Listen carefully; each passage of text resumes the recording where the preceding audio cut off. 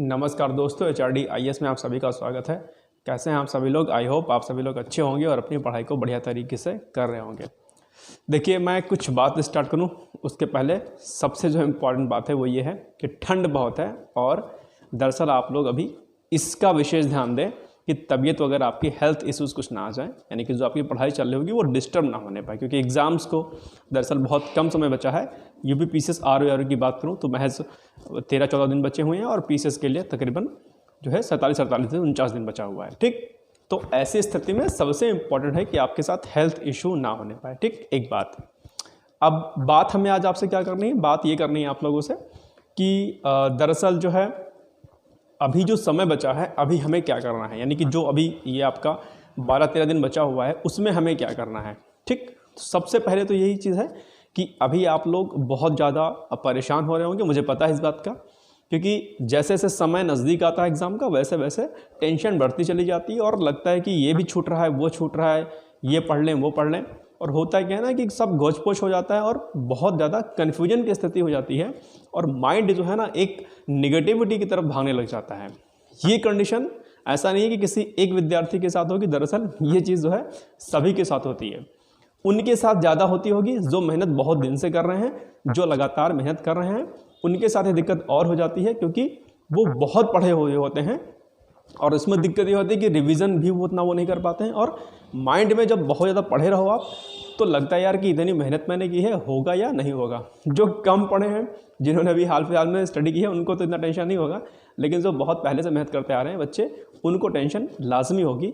हालांकि अभी जिन्होंने स्टार्ट किया उनको भी होगी, लेकिन उतना नहीं होगी।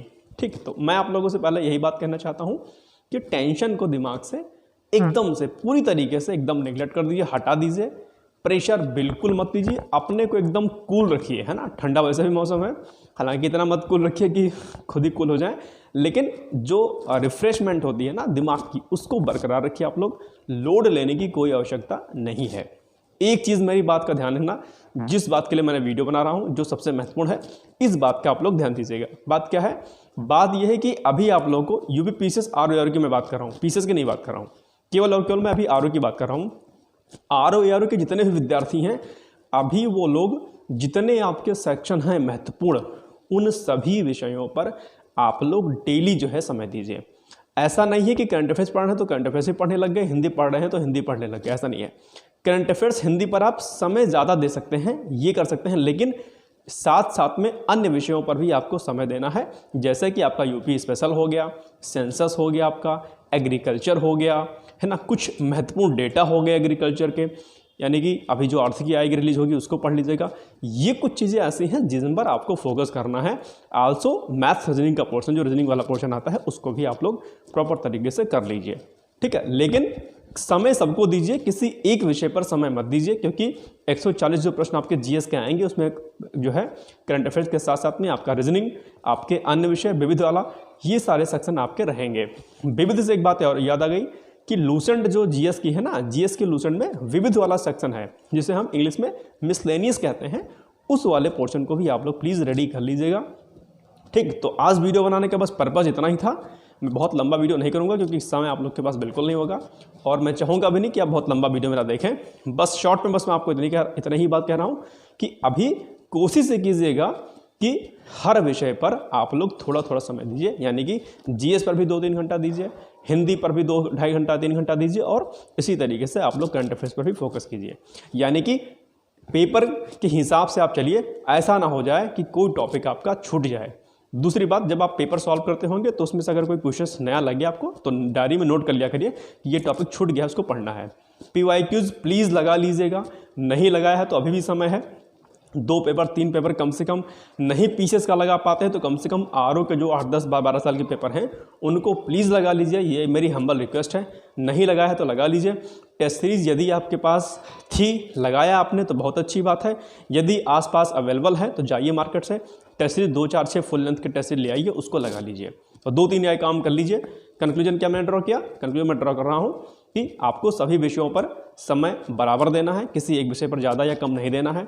दूसरा, टेस्ट सीरीज अगर आपने लगाई है तो अच्छी बात है, नहीं लगाई है तो 2-4 टेस्ट ले आइए मार्केट से, लगा लीजिए। कोई मार्केट में अगर मॉक के बिहाफ में अगर कोई बुक लिस्ट आई हो, बुक आई हो यूथ वगैरह की, तो उसको लगा सकते हैं।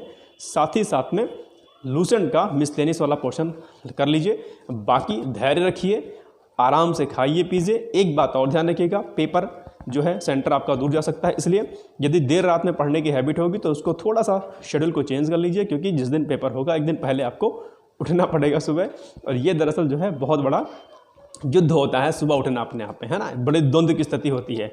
तो ऐसा ना हो कि सुबह उठने में आपको दिक्कत हो, इसलिए थोड़ा सा रूटीन को भी आप लोग सही कर लीजिए।